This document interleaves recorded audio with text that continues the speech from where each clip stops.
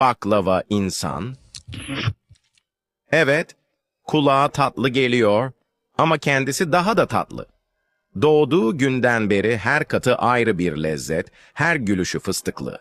Sabahları çayını içerken, yan masadan gelen bakışları hiç umursamaz. "Abi erimeyecek misin güneşte?"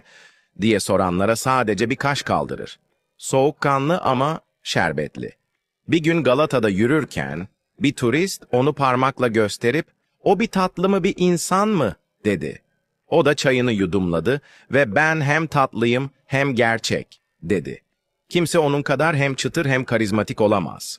Güneş parladıkça daha çok parlar, rüzgar estikçe tatlı bir fıstık kokusu yayılır. İstanbul'un sokakları onsuz artık eksik. Sakın dilini uzatma, çünkü o gerçek bir baklava ve şaka kaldırmaz.